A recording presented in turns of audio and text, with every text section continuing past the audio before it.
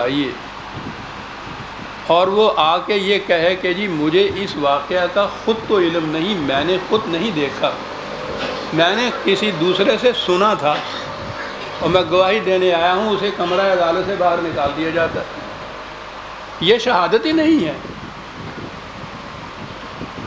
کہ میں نے کسی دوسرے سے سنا تھا۔ یہاں کیفیت یہ ہے کہ دین متعین کر رہے ہیں، شہادت کی یہ کیفیت ہے جو بیان کرنے والا ہے وہ بتا رہا ہے فلاں سے سنا، اور 200 سال تک کے درمیان میں 5-6 کڑیاں آ جاتی ہیں، اور اس شہادت کو غیر متغیر دین بنایا جاتا ہے۔ کیا میں یہ رہا تھا کہ جب تک دین میں آپ فائنل اتھارٹی، سند آخر، سند واحد خدا کی کتاب کو نہ مانیں گے، نہ آپ کے اختلافات رفع ہوں گے، نہ دین قائم ہوگا، نہ کوئی مملکت اسلامی بن سکے گی۔ قرآن اسی لیے، یا اللہ تعالیٰ اسی لیے قرآن کو جہاں بھی آتا ہے، یا نہ قرآن کے متعلق یہ ہے علینا جمع ہو، ہمارے ذمے تھا اس کا جمع کرنا۔ قرآن خدا کہتا ہے قرآن میں، خدا کے ذمے تھا جمع کرنا، اور پھر اس کی تعریف بتا رہی ہے کہ کوئی جمع ہوا ہی نہیں تھا، یہ ویسے ہی بکھرا ہوا چھوڑ گیا تھا اور یہ ان لوگوں نے آ کے جمع کرنا شروع کیا۔ اب جو جمع کرتے ہیں تو چلو آخری صحیح، وہ حضرت عثمان رضی اللہ تعالیٰ عنہ کو جامع القرآن، وہ عثمان کا قافیہ جو ملتا ہے نا تو اس کی وجہ سے بنا دیا جامع القرآن۔ وہیں سے یہ ہوا کہ پہلے جمع نہیں ہوا تھا، جامع القرآن چلا ہو گیا، چلو یہیں صحیح متفق ہو گئی امت نہیں۔ اس کے بعد روایات ہیں کہ حضرت عثمان کے جمع کیے ہوئے قرآن میں بھی غلطیاں تھیں،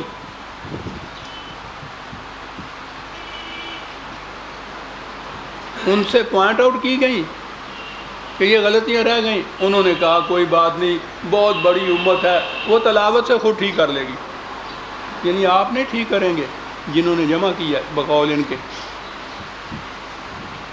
وہ خود ٹھیک کر لے گی۔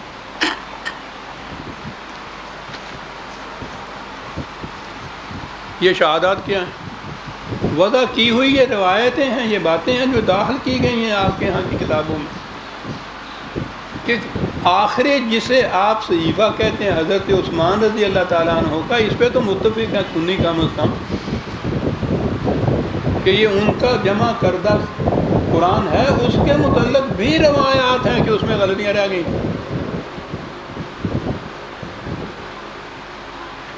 تو خدا کی کتاب پر سے آپ کا یقین اٹھا، دین کی عمارت مزلزل ہو گئی، باقی نہیں رہ سکتی۔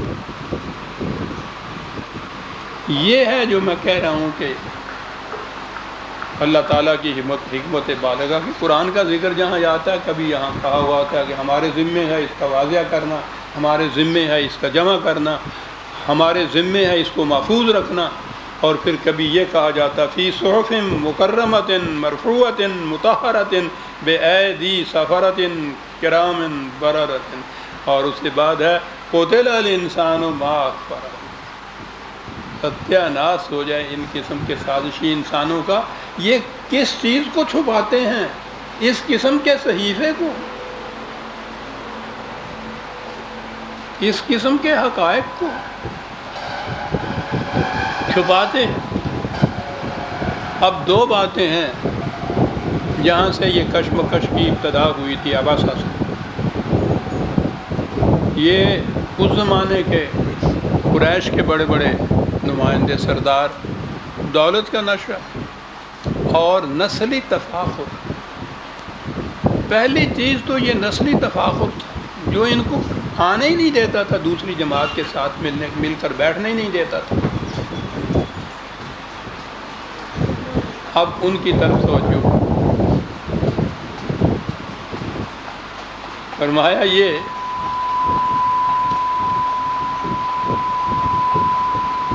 ذرا غور کیجئے گا، قرآن کے اس اعتراض پہ کی بات پھر سمجھ میں آئے گی۔ ایک بچہ کس گھر میں پیدا ہو گیا، اس میں اس کی کیا کاریگری ہے؟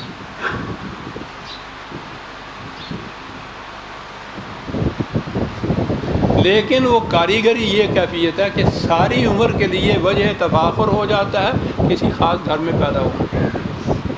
اس زمانے کی قبائلی زندگی تو چھوڑ دیجئے، آج آپ کے ہاں بھی تو ابھی سیدوں کے گھر میں پیدا ہونے والا بچہ پیدائشی سید۔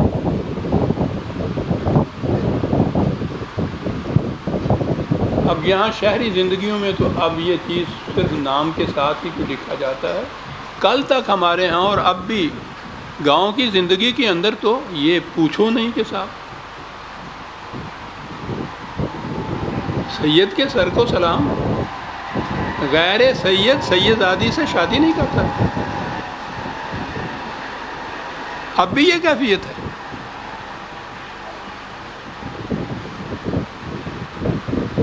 اور اس کے لیے بھی عجیب چیز سازش ہے۔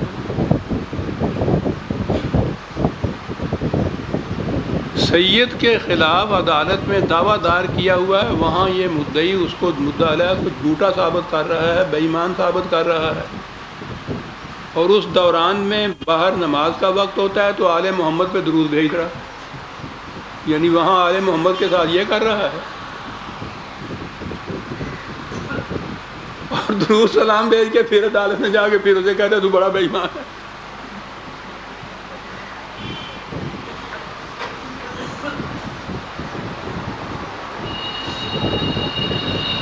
لیکن آپ دیکھیے کہ حالانکہ وہ دور چلیں گے قبائلی زندگی کے، لیکن اب تک کیفیت یہ ہے، گیا ہے سانپ نکل اب لکیر پیٹا کر، وہ لکیر سانپ سے زیادہ حفیظ ثابت ہو رہی ہے۔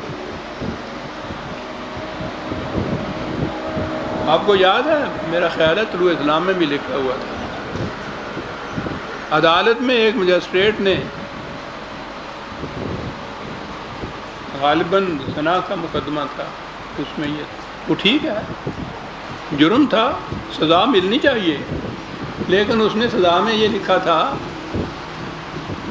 کہ اس نیچ ذات کے کمہار نے یا تیلی نے ایک سیدزادی سے یہ کچھ کیا، اس لیے دگنی سزا ملنی چاہیے۔ ملاحظہ فرماؤ،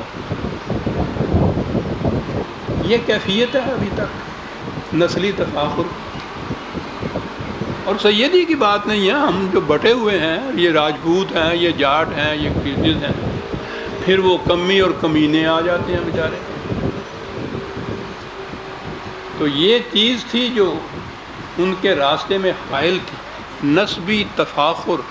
اور عربوں کے ہاں تو پہلے تو عرب من حیث العرب، باقی نان عرب جتنے ہوتے تھے ان کو اجمی و گنگا کہتے تھے، پہلے سے ان کے تفاخر کی یہ کیفیت۔ پھر عربوں کے ہاں بھی یہ قبائل میں سے یہ قبیلہ قریش کا، قریش میں سے بھی بنی ہاشم کا، اللہ اکبر، خدا ہو جانے والی بات کی معذرت، تو یہ تھے جن کے ساتھ نبی اکرم صلی اللہ علیہ وسلم کا ٹکراؤ تھا۔ اور میں سمجھتا ہوں کہ اللہ تعالیٰ نے جو انتخاب کیا ہے حضور کا، اسی عرب میں سے، اسی قریش میں سے، اسی بنو ہاشم میں سے، اور بنو ہاشم میں بھی یہ خاندان جو یہ عبد المطلب کا تھا، بہت بلند خاندان مانا جاتا تھا، اس کے ایک فرد کو چنا جو یہ کہتا ہے کہ نسلی تفاخر بالکل باطل ہے، ہر انسان دوسرے انسان کے برابر ہے۔ اگر یہ معاذ اللہ وہاں کے کسی پست قبیلے کے یا پست گوت یا ذات کے فرد ہوتا اور یہ کہتے تو ہارے کہتا کہ اپنے آپ کو بڑا بنانے کے لیے کہہ رہا ہے، اتنا بڑا جو ہے ان کے نقطہ نگاہ سے، جس سے اونچا نسلی تفاخر والا کوئی شخص ہو نہیں سکتا، وہ یہ اعلان کر رہا ہے۔ اب انہیں یہ کہہ رہا ہے کہ جو نسلی تفاخر کی بنا پہ کہہ رہے تھے کہ یہ اس کو کیوں یہاں بیٹھنے دیا، یہ تو کمینہ ہے۔ کہا کبھی سوچا بھی یہ ہے کہ من ای شین خلقہ، کہ تمہاری پیدائش اور تمہاری تخلیق کس چیز سے ہوئی ہے؟ پیدائش کے اعتبار سے ہی اپنے آپ کو بڑا کہہ رہا تھا نا، کس چیز سے ہوئی ہے؟ من نطفۃ، اور ہر انسانی بچے کی پیدائش اسی مادہ سے ہوتی ہے۔ کہنے لگا یہاں ہے نا ابتدا، یہ جو آگے جا کے خلقہ فقدرہ، پھر اس کو متشکل کیا، شکل دی،